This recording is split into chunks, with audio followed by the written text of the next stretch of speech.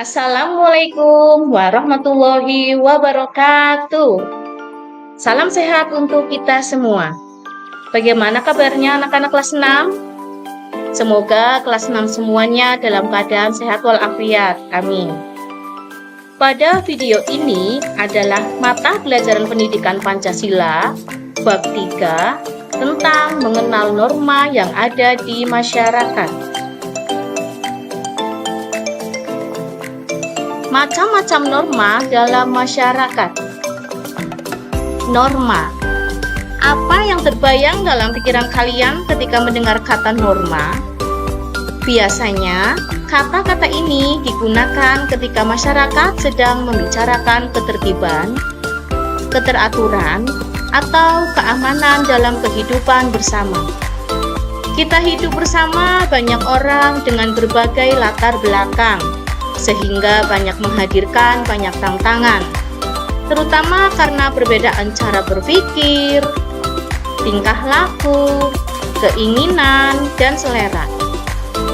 Agar tidak terjadi konflik atau pertengkaran, diperlukan adanya aturan yang disepakati dalam suatu komunitas terbatas hingga aturan untuk seluruh warga negara. Nah, aturan itu disebut dengan norma.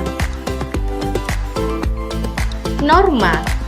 Mengutip Kamus Besar Bahasa Indonesia atau KBBI, arti kata norma adalah aturan atau ketentuan yang mengikat warga kelompok atau warga komunitas. Dalam hal ini, semua warga baik dalam keluarga komunitas maupun negara wajib menaati aturan atau ketentuan tersebut. Dalam kehidupan bersama, ada bermacam-macam kelompok. Satu orang dapat menjadi anggota dari beberapa kelompok. Misalnya, seseorang beragama tertentu, tetapi juga warga negara tertentu dan warga komunitas etnis tertentu.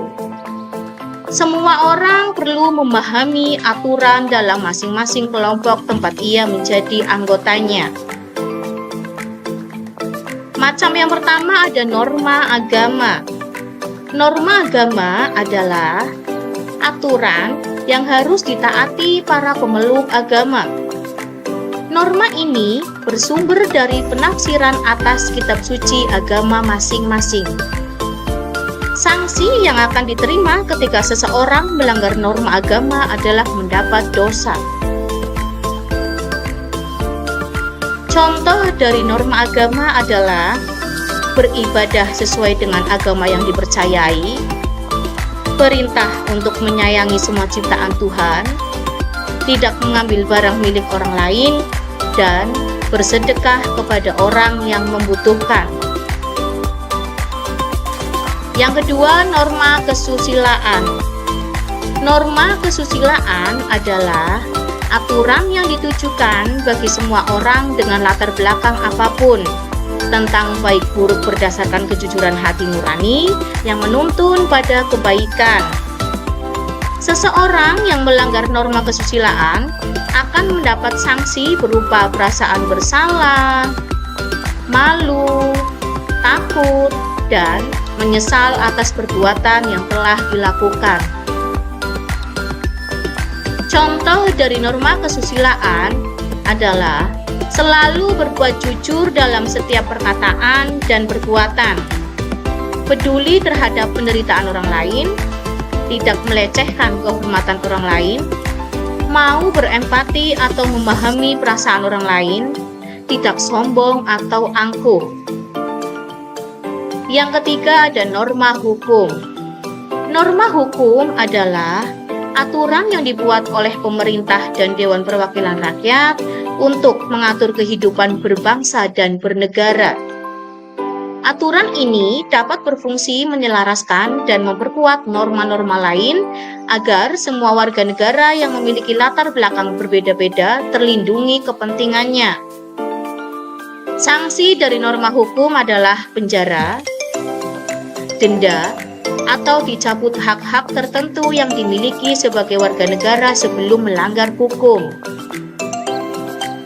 Contoh dari norma hukum adalah larangan melakukan tindak pelecehan, korupsi, anak di bawah umur yang mengendarai sepeda motor tanpa SIM, dan kerusakan lingkungan hidup. Dan yang terakhir ada norma kesopanan. Norma kesopanan adalah aturan tingkah laku dalam masyarakat yang bersumber dari kebiasaan hidup sehari-hari.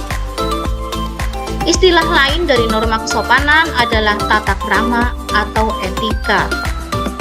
Pelanggar norma kesopanan mendapatkan sanksi sosial seperti dikucilkan, dicemooh, atau ditegur oleh masyarakat.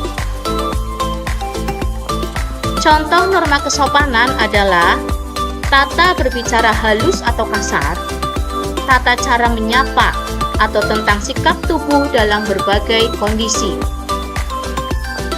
Demikian video pembelajaran yang Ulinda buat. Semoga bermanfaat untuk kalian semua dan bisa untuk diterapkan di kehidupan sehari-hari. Tetap semangat dalam belajar.